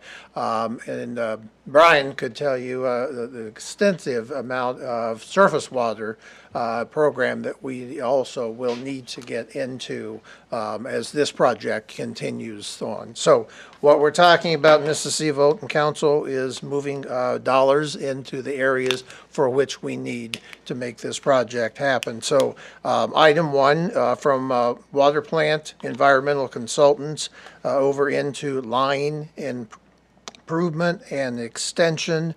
We'd like to move $200,000 over into that line improvement and extensions. Number two, for environmental consultants in the stormwater section as well, lines, channels, and rivers, $350,000 in that general area as well. And then your final one is in the TIF district, excuse me, TIF district construction for contract engineering of $750,000.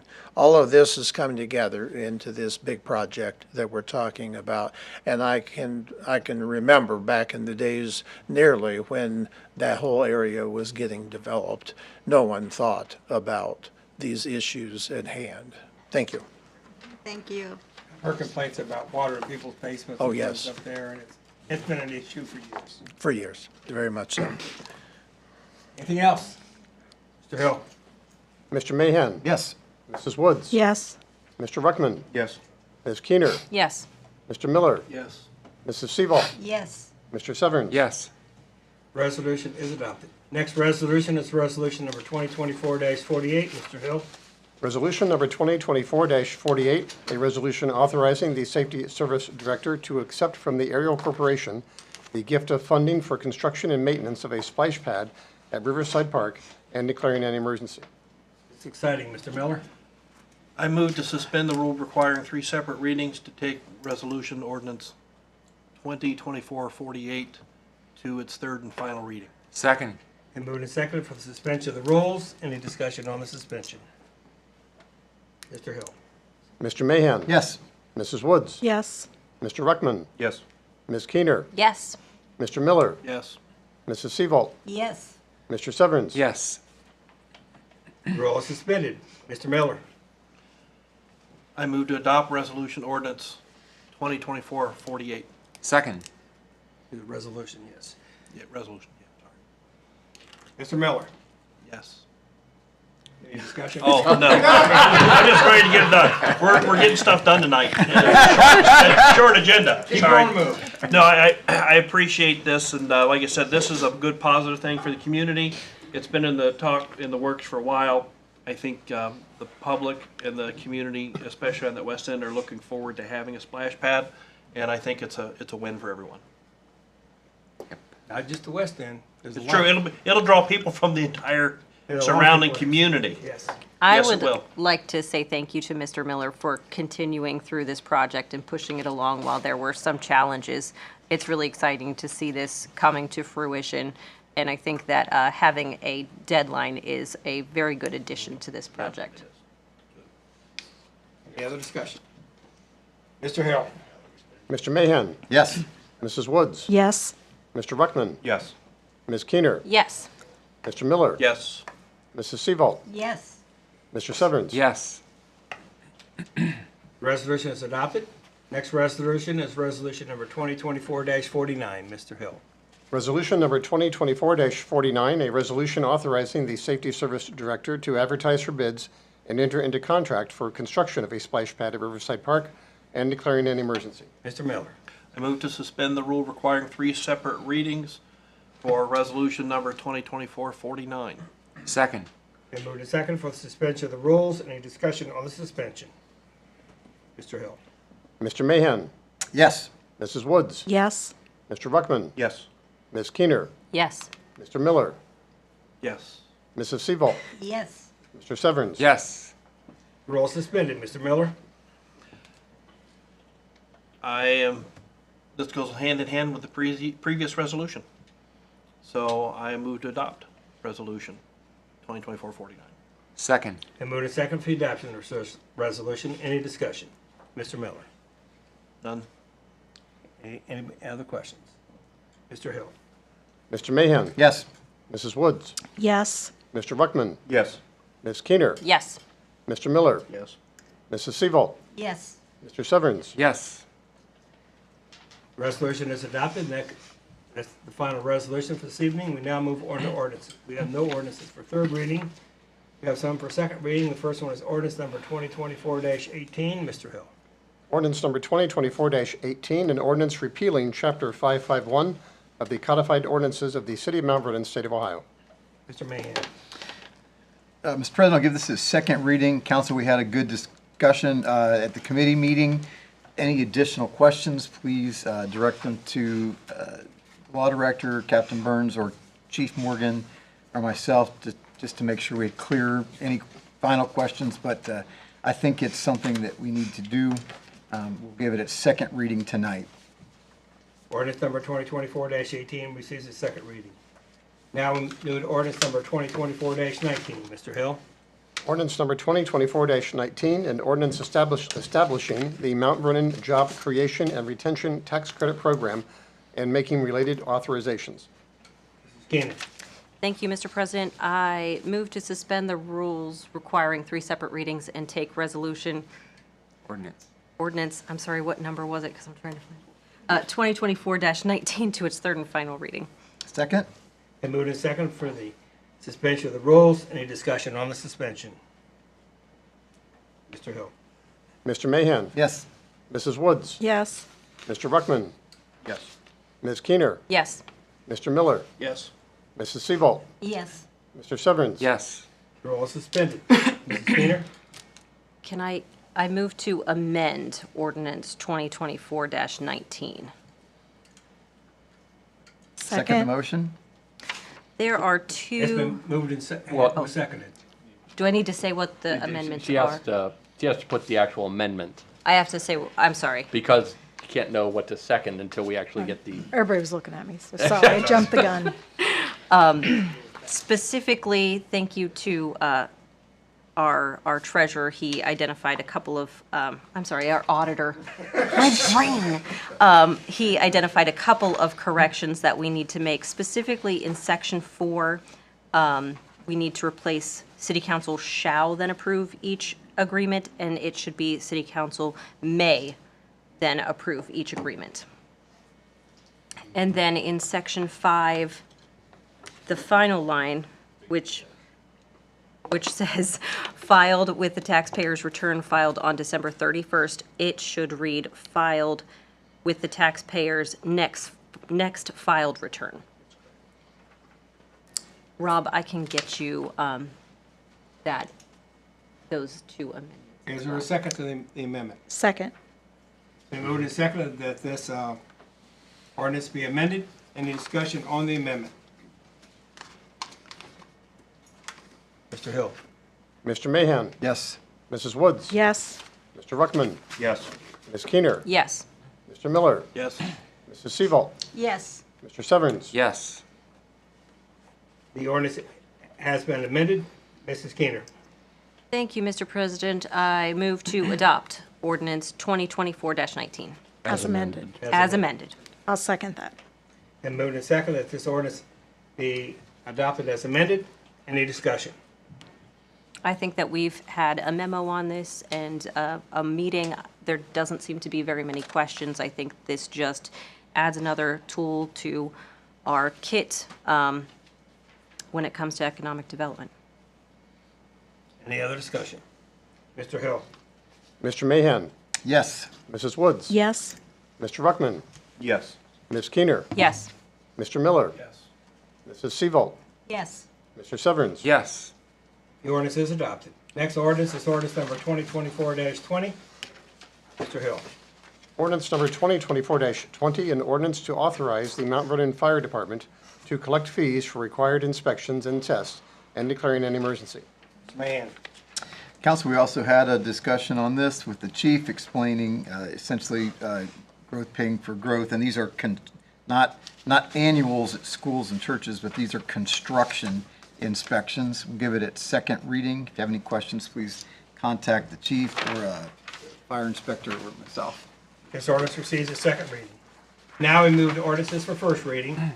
First one is ordinance number 2024-21. Mr. Hill.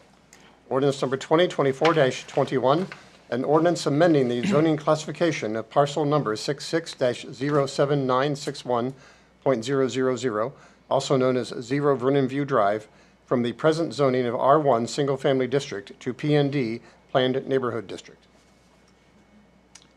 Mrs. Keener.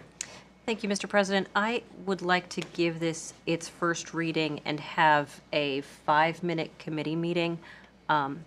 I would like to ask Mr. Bourne, can you provide us with a definition of R1 single family and P&D? At that committee meeting. I can do that, and I'll also, just for comparison's sake, I don't think the definitions are changing in the new zoning code, but I will make sure to show you if it is going to change. Thank you. This ordinance receives its first reading, and just for the public's information, there will be a public hearing on this on May 28th at 6:45 p.m. The next ordinance is ordinance number 2024-22. Mr. Hill. Ordinance number 2024-22, an ordinance to approve, adopt, and enact the February 2024 replacement pages to the codified ordinances, to repeal ordinances in conflict therewith, to publish the enactment of new matter, and declaring an emergency. Mrs. Keener. Thank you, Mr. President. I am going to give this its first reading. If anyone would like to go through these, it's a good way to put yourself to sleep at night. Oh, yeah. And yeah. This ordinance receives its first reading. The final ordinance for this evening is ordinance number 2024-23. Mr. Hill. Ordinance number 2024-23, an ordinance authorizing the removal of a parking space along the south side of East Chestnut Street and declaring an emergency. Mr. Severance. Yes, I move to suspend the rule requiring 3 separate readings and take ordinance 2024-23 to its third and final reading. Second. And moved and seconded for the suspension of the rules. Any discussion on the suspension? Mr. Hill. Mr. Mahan. Yes. Mrs. Woods. Yes. Mr. Ruckman. Yes. Ms. Keener. Yes. Mr. Miller. Yes. Mrs. Seaval. Yes. Mr. Severance. Yes. The rule is suspended. Mr. Severance. Yes, I move to adopt ordinance 2024-23. Second. And moved and seconded for the adoption of this ordinance. Any discussion? Mr. Severance. Yeah, Mr. Tanner. Thank you, Mr. Mill. So informal around here. The county's administration reached out to engineering and public works. They have some safety concerns for people entering the front and rear of the Knox Service Center. We took a look through engineering, public works, myself, looked at, just kind of checked all of our boxes with their request. They checked all of our boxes, so we brought it to you. We see no concerns. Open to your concerns. Just Are so the there public's any? aware, this is behind the service center. Sure. Well, It would be east of the courthouse. yeah, so this is actually not behind the service center. This is directly behind the courthouse. Yeah. The former crosswalk that connected the courthouse to, the courthouse to the school, or what is now the VSO Board of Elections. We have removed that crosswalk, moved the crosswalk down to the service center parking lot in the service center, and we've put the appropriate ped crossing there. But we've removed that crosswalk, kind of grinded that out. There are 2 parking spots closer to the courthouse. We are removing the western? It's the eastern parking spot there. Personally, not quite sure why they want that, but they have requested it. Therefore, you want to, okay. It is not a safety concern. It has not affected the property. That is my checked box, but Yeah, you might so- be able to. Right. Their concern is that if you're in the parking lot, which, you know, basically the commissioners and a few people park there, when you pull And an out. Amish buggy, I might add. And an Amish buggy, yes. When you're pulling out, they can't, because the way they've reorganized their parking lot, it's one is in and one is out.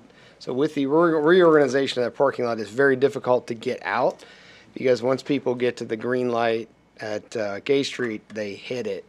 And so it's difficult to pull out. And if there's a larger vehicle, it creates a very short viewing distance. And so we've observed this with the commissioners and with their administrator. The other thing is, because they have, you know, a larger parking lot now, there isn't as much need for the street parking. So we would recommend the removal of this one spot. There are public parking spaces in that one lot that people are Yeah. going to the service center, they can park in. But it's difficult to get out sometimes, particularly if you're turning left, because if you turn right, you can kind of scoot out and look over your shoulder. But I don't believe there have been any accidents, but this is a preventive measure that they have requested several times. Any other discussion? Mr. Hill? Mr. Mahan? Yes. Mrs. Woods? Yes. Mr. Ruckman? Yes. Ms. Keener? Yes. Mr. Miller? Yes. Mrs. Seaval? Yes. Mr. Severns? Yes. The ordinance is adopted, and that concludes the legislative portion of the meeting. We now move to remarks from the administration. Mr. Salyers. Thank you, Mr. President. I'll keep it brief. Happy Passover to those who celebrate. And if you have any questions about upcoming legislation or projects, please reach out to the office. Thank you. Mr. Scott. Nothing further, Mr. President. Mr. Stoller. Nothing further, Mr. President. Mr. Braun. I have nothing, thank you. Mr. Severns. Yes, three things here tonight. Quickly, I'll try. I know we want to get out of here before 9 or 9:30 tonight, don't we? Oh. So I did volunteer, my wife and I, on Saturday, the April 13th at Pheasants Forever for Licking County this time, actually. I know we had an event in Knox County, but I've got a connection in Licking, and we had 250 kids or so come through that day after 47 inches of rain. It was really nice to have a good day. Enjoyed that time. I do want to kind of give a shout out to the local Nazarene churches in Mount Vernon. There are 4 of them. And this past weekend, over 500 different volunteers from those 4 churches did service projects all around our community. And let me get my text message quickly. Sorry about that. So here are some of the places that we served at. And myself and Councilman Mahan actually served at Dan Emmett School, painting the swing sets over there and painting the front, columns on the front of the building.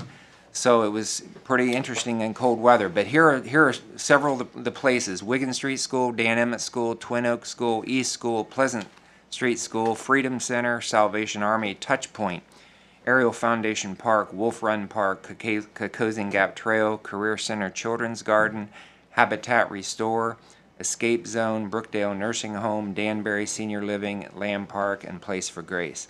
So that's quite a group of people, 500 people that participated in that. So I just kind of a shout out to the Nazarene churches for doing that. It was actually a district event which goes clear up to Lake Erie, essentially this district. Last thing I want to do is I want to read a few words on Mr. Josh Kirby. Josh Kirby, Christian, former council member, local business leader, husband, and father. On May 24th, 2023, which was not quite a year ago, I went to visit Josh Kirby at a resident facility in Westerville. Before I left my house and while driving the hour there, I kept asking myself, what will I say to someone who is slowly approaching the end of life? How do I give him comfort? Other questions filled my mind, but quite frankly, I was in turmoil and moderately nervous to see Josh. And then at some point, I decided that I did not need to give counsel, but instead to ask him a couple questions and let him counsel me. I did not know if Josh was in good enough condition to answer me, but I wanted to hear his wisdom for me. So when I saw him that day, here are the couple questions that I asked him. First, I said, do you have any regrets? He said, these were his 2 answers. First, I wish I were more kind. You see, it boils down to selfishness, looking at the interests of others before ourselves. The second thing he said is, I haven't shared the gospel as much as I should have. My dad always shares the gospel. Recently, I told my dad that I will from now on. So now I'm not afraid to ask people, "Are you a believer in Christ?" That's what Josh told me about regrets. Second thing I wanted to ask him is, what advice do you have for me? He said, "Give God the glory every day." And then he gave this little quote: "Only one life will soon be passed. Only what's done for Christ will last." And then the second one he said is, "Tell family every day that you love them." So the counsel that I received that day from Josh, and by the way, just so you know, he passed away on April 9th, 2024. Here's what I received. Be kind. Love God, love others, share Christ, live without regrets, and say I love you as often as possible. Thank you. Mr. Miller? Nope. Mr. Mahan? Thank you, sir. Had an opportunity to spend a couple hours in a positive manner with the police. Have yet to be in the back of a patrol car for bad reasons. I just appreciate the police department making use of what they have. I mean, we've talked about needing a new police station, and we do. I think that we all know that that building is coming to the end of life, and we have lots of projects stacked up in engineering, but I need to keep that in front of council.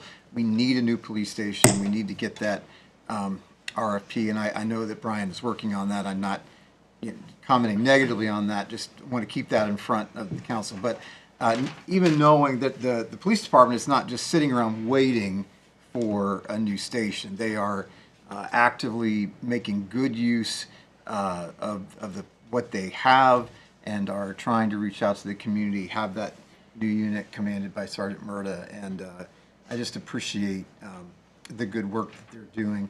And I know, I think Mel has commented, it seems like everything in government takes 7 years to get done. And I know sometimes it seems like it's fast, but maybe it might seem fast at the end, but it just seems like it takes a long time. Another thing that seems to be taking long, but it's good to see that there's progress on it, was the Knox Pages article on the levy, and what's the open source article. That's a great section, by the way, of Knox Pages, the open source. I enjoy reading that, and it's good to hear what's being done, the surveys that are being done on the levy that's contracted, so we can give some relief to the citizens on the west side. I know it seems like it's taking 7 years to get anything done, but things are getting done, and dominoes are falling. So appreciate the work of the folks in this city. Thank you, sir. Mr. Ruckman? Nothing this evening, Mr. President. Mrs. Woods? Nothing this evening, thank you. Mrs. Siebel? It's nice to see everybody here again. It's nice to have people in the audience, even if they aren't real happy with everything that's going on. It's nice to see you here, to take time to come here. And that's all. Thank you. Mrs. Skeeter? Just reiterate Tanner's happy Passover to anybody who celebrates, and thanks for making it a short night so I can go home and cook, guys. Thank all of you. I have I'd like to Passover. remind City Council and the public that on Friday, there'll be a tree dedication at Shelmar Park. It's 47 Marion Street. And that's at what, 4 o'clock? 4 o'clock on Friday. 4 o'clock this Friday. Hopefully people can come into that dedication. Shelmar Park was a passion of love for one of our council people. So keep that in, and if possible, be there. I'd like to thank the media for being here this evening. And that being said, I'd call for adjournment. So move. Second. The move and second, we adjourn. All in favor say aye. Aye. Opposed, nay. We are adjourned.